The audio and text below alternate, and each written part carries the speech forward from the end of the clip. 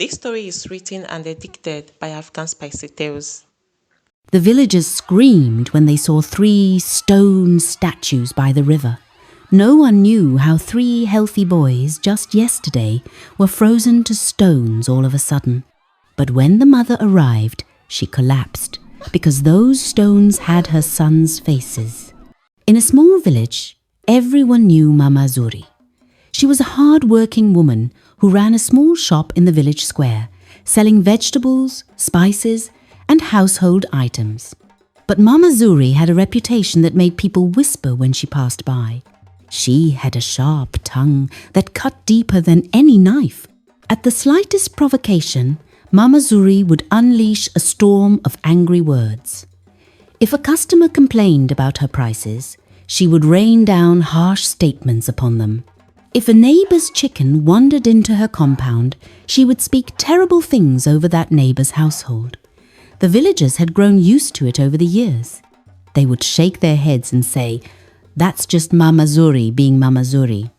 Mama Zuri was blessed with 3 healthy boys: Kofi, the eldest at 14, Juma, the middle child at 12, and little Zico, who had just turned 11. Her husband, Chik, was a traveling merchant who spent weeks away from home, moving from town to town selling his wares.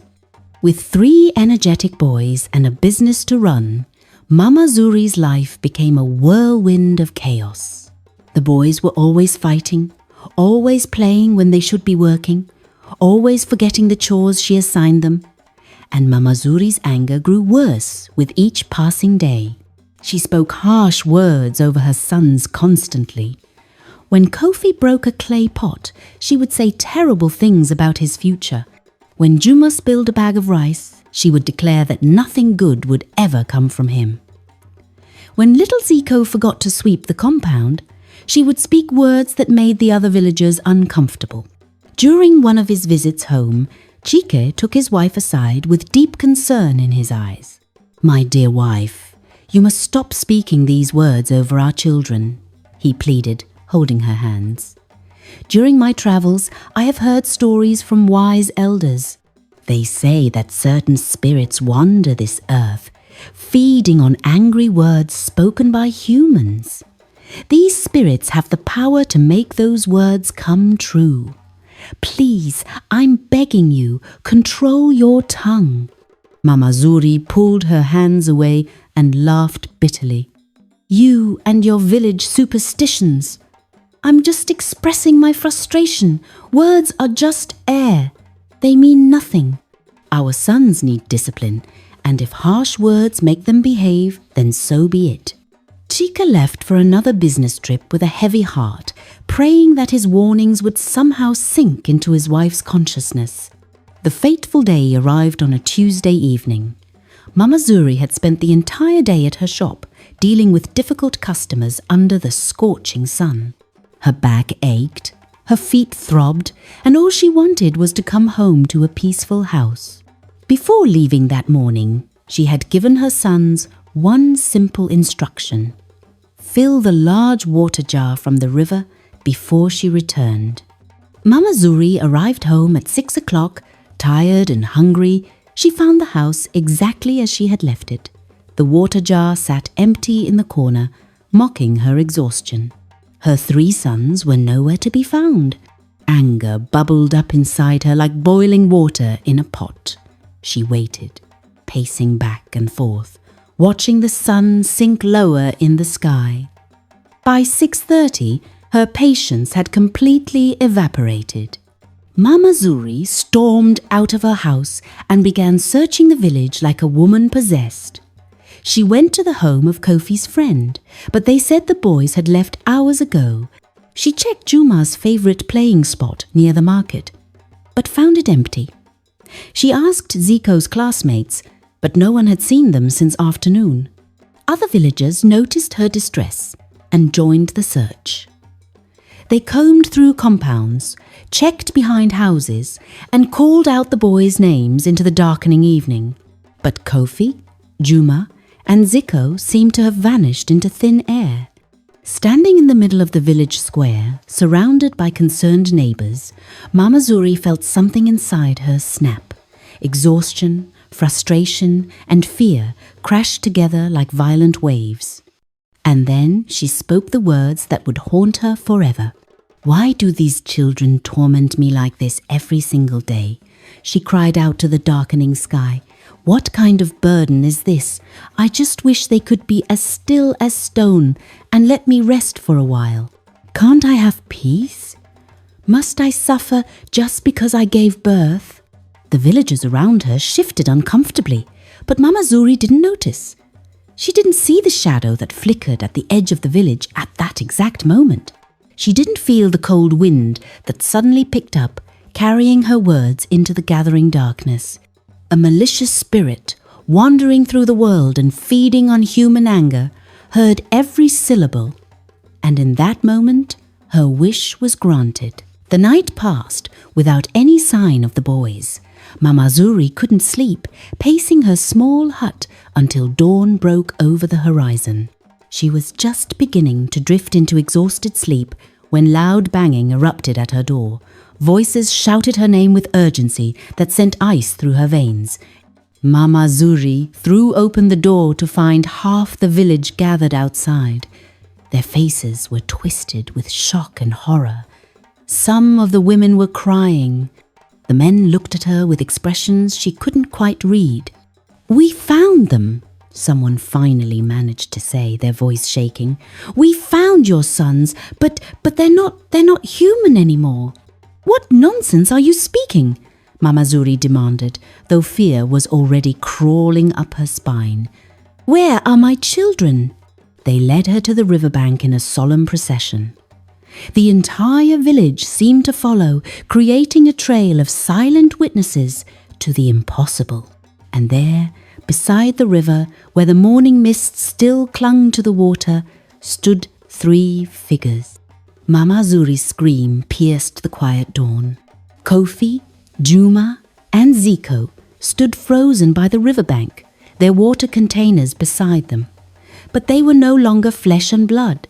Her 3 precious sons had been transformed into stone statues, their faces captured in expressions of surprise and joy, as if they had been playing and laughing when the transformation struck. No, no, no. Mama Zuri collapsed beside the statues, her hands running over the cold stone that had once been warm skin. "Who did this? Who cursed my children? I will destroy them!" The villagers exchanged shocking glances. Who could have done this to these innocent children?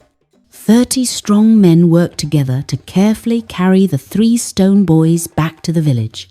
They placed them outside Mama Zuri's hut, while someone ran to fetch the village oracle, the only person with wisdom deep enough to understand such dark matters.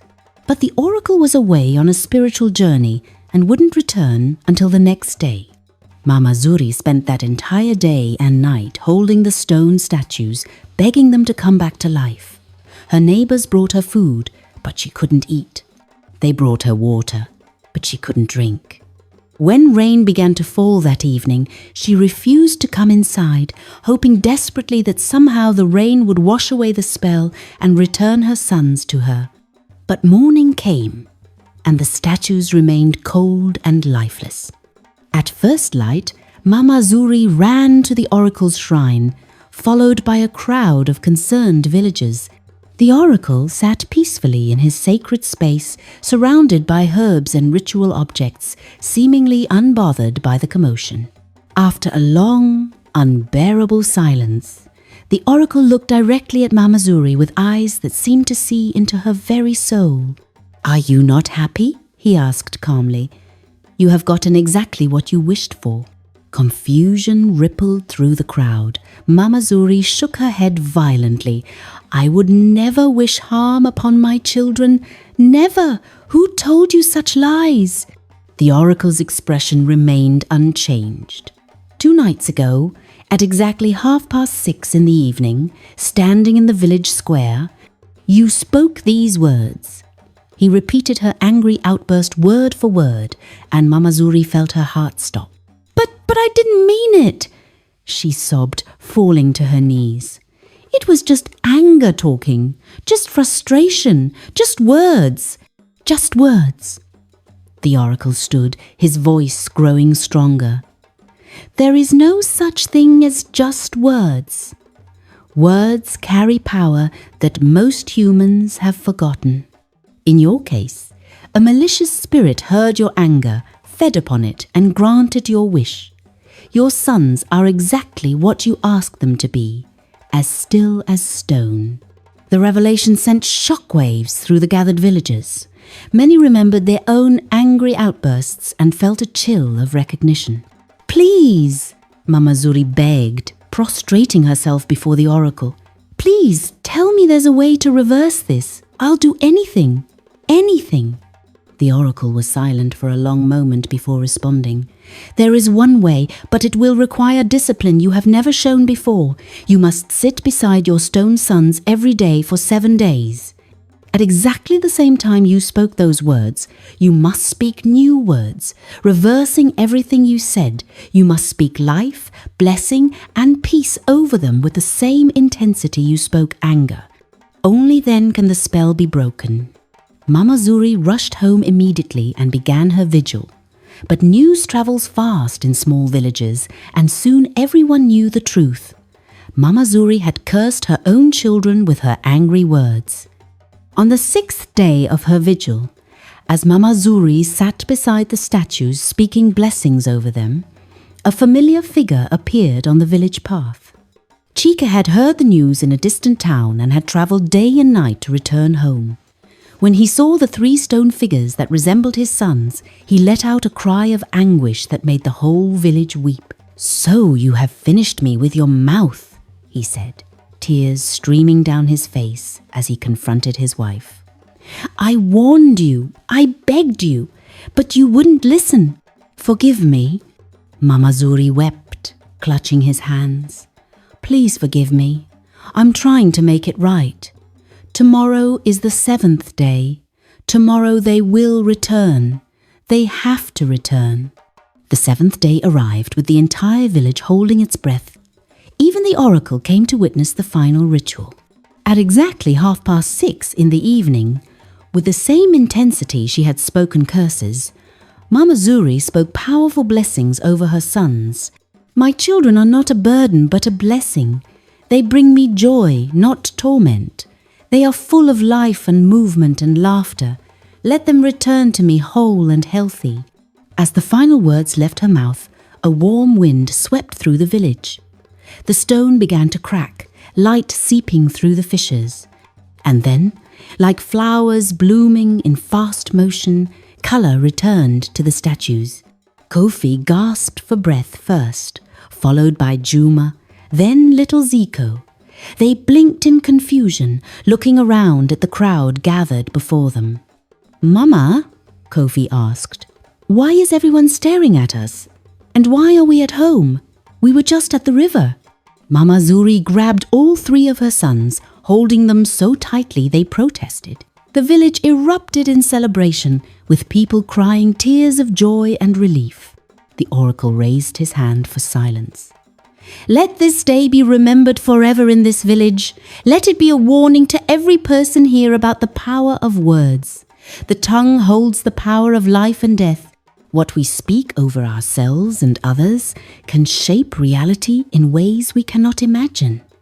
Be careful, be mindful, be aware of every word that leaves your mouth." From that day forward, Mama Zuri became a completely different woman. She learned to pause before speaking, to breathe before reacting, to choose words that built up rather than tore down. Her sons grew into fine young men, and she made sure to speak blessings over them daily. And whenever anyone in the village felt anger rising up, ready to unleash harsh words, they would remember the 3 stone boys by the river. They would remember that words are never just words.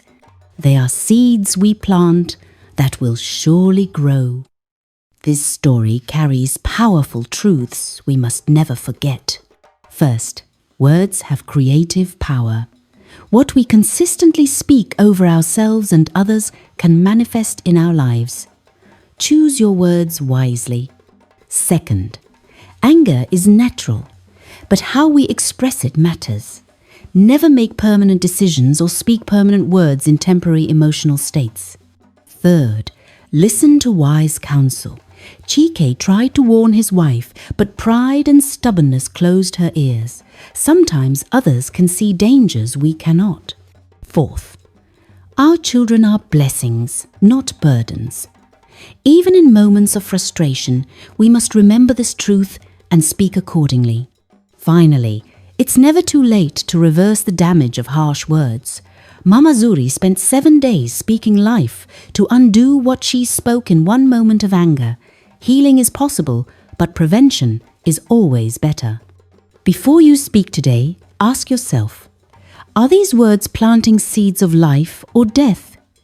Choose wisely, besties. This story carries a deep message. What stood out to you? And how will it change the way you speak or act going forward? Drop your thoughts in the comments. I'm always listening. Thank you for watching and stay tuned for more captivating stories from this channel.